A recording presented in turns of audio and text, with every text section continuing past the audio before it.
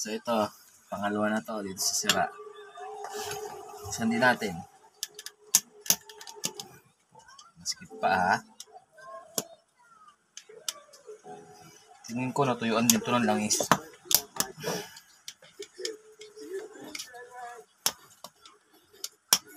Kasi kaya nabumi yung gearing. Pag di mo talaga skip pa eh. Hindi mo talaga maintenance. Kagaya ng mga pressure washer. Anak doon ka, si daddy.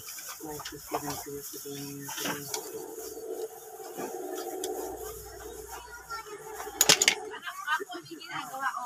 Hanapin ko pag-isa, kaya mo yan. Girl ka na, diba? Ito, dapat kasi pag meron tayong pressure washer, meron yung langis sa mismong piston. So, yung piston valve, so yun yung nagpo-produce ng pressure ng tubig. Siya yung piston pump. So, andito yan sa loob. So, ito na, bubuksan na natin ha.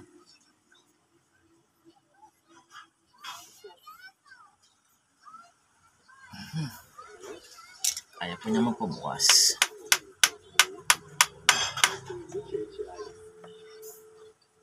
So, ayaw pa nga niya magpabukas.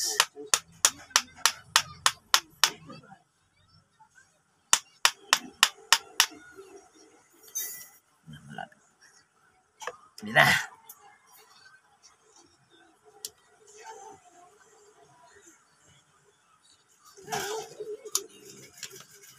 Siguro pa may langis. Pugal lang yata yun. Tada!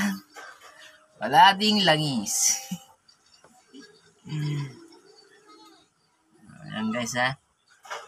Wala din siyang langis. Yung langis kasi, yun yung naglulubricant dito sa mga piston. Ayan. O, ayan, may back na siya. O. Sira na yung plate. Yung nag-hold sa spring. Ayan o, back na. Kasi nga, wala na siyang langis. Ayan, dalawa sila guys. O. Tuyo ang langis. So, ganyan, masisira talaga yan. May isa pang nagana dito eh. Pakita ko sa inyo eh. Tatlo yan.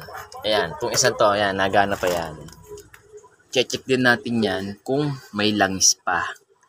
Sayang naman ha, buga pa naman yan ng tubig no tinesting ko. Pero itong dalawang to, tuyo ang langis. Baga samain na ng motor. Natuyuan na ng langis. Ayan, dami nga niya sinira oh. So ayan. Pagka meron tayong pressure washer, kailangan ipa-maintenance natin sa mga technician para hindi masira. Hindi matuyuan ng langis. So yun guys. Ayan. Sira yung spring tsaka yung cap sa piston. Yan, pudpud na oh. Oh, pudpud.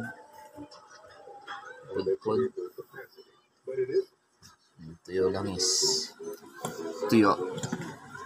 Kaya stock up siya.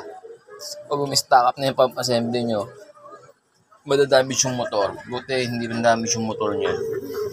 Ito, scenario yan. Pudpud yung gear. Stock up. So, yan. Linis. Nagka-umid doon na, oh. Linis lang yan. Palit ng piston. Tatlong piston spring. Yung piston washer niya dito.